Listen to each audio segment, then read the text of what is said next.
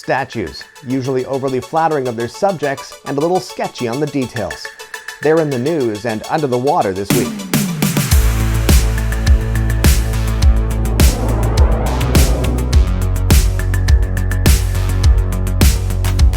Humankind has been making statues of religious figures, leaders, celebrities, and more for thousands and thousands of years. There's something about a statue that can be inspiring. It can serve as a reminder of your potential. It can make you feel like you're part of something bigger than yourself. It can be a symbol of power, unity, and strength. And they are the #1 choice of things to crap on, according to Pigeon Weekly. So why are some people so angry at them? Just this past week, a Black Lives Matter protest in Bristol, UK turned their attention to a statue of Edward Colston. Edward Colston, born in Bristol, was by all accounts an incredibly generous philanthropist, giving away, it's said, over £70,000 over his lifetime, around £5 million in today's money, which is quite a lot. He created free housing for the poor and elderly, helped fund a school, was heavily involved in the slave trade. So of course he deserves a statue. You know, because he was such a great philanthropist. A slave trader? I get it. Bristol wants to celebrate one of their own for doing good. I live in Stratford, Canada. Justin Bieber is from here. He has a star embedded in the sidewalk where he used to busk, which I think, a star is actually better than a statue. Because if we find out later that he did something terrible, and I'm not talking about his 2009 version of Love Fool by the Cardigans, which is fantastic and I will defend until death, if we find out he did something terrible, we can just pop the star out of the sidewalk and no one will barely notice. If we're not totally sure he did something wrong, we can just put a planter on it until we figure things out. But therein lies the problem with honoring real people with things like statues. People are fallible, they're gross, they do great things and they do terrible things. Like Edward Colston. All of his philanthropy was wonderful, and I'm sure he made life better for a lot of people. Mainly just white people. Statues are problematic. Huge permanent structures of people frozen in time, celebrating usually one deed or cause. The problem is, people aren't frozen in time. They do good things, sure, they do great things, but that doesn't mean they don't also do terrible things. I mean, sure, you can argue that Edward Colston being involved in the Royal African Company wasn't a personal failing because of the times he lived in, and you'd be kinda right. However, just because something was okay before, doesn't mean we need to still celebrate it now. If a McDonald's staffer is chosen as Employee of the Month for helping senior citizens navigate the touchscreen ordering system, that's wonderful. If we find out 2 weeks later that he's also been rubbing every hamburger bun on his nipples before he sends an order out, they should probably take his picture off the wall.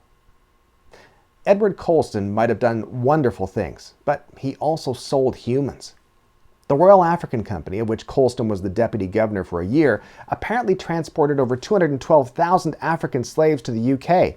Many were branded with the letters DY for the Duke of York and RAC for Royal African Company. Over 44,000 died. That's not worthy of celebrating. We don't need to celebrate someone who did a bunch of nice things and also did something horrible. Sure, old Mrs. Jenkins learned how to order her filet of fish using the touchscreen, but now we know why she would demand an ice-cold bun. Disgusting. Again, statues are problematic. Their subjects are usually people frozen in time in the best possible light. But when that light fades or changes, we start to see that they're merely human and not simply just that one moment in time. Now don't get me wrong, I think some statues are great. I love a good statue. And even some of the statues of people that maybe weren't perfect could become great with some minor modifications. Like the Duke of Wellington statue in Glasgow, Scotland. By most counts, the Duke of Wellington maybe wasn't horrible. However, as a British colonist, he probably wasn't great.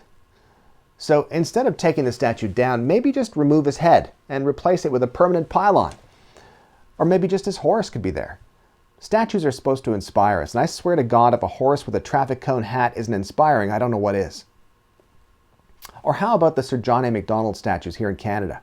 Sure, Sir John A. was our first Prime Minister, but he was also kind of racist, in that he apparently repeatedly tried to starve Indigenous people to get them out of the way of the railroad. Should we forget him? Cast him out of the history books? No, obviously not. He was a formidable character that helped create Canada. But do we need a statue of him that conveniently glosses over his alleged horrible acts and portrays him as pure? Not really. That's not fair to anyone, or very smart. I understand that will anger some people. They'll say, we can't simply ignore history. I completely agree, we can't ignore history.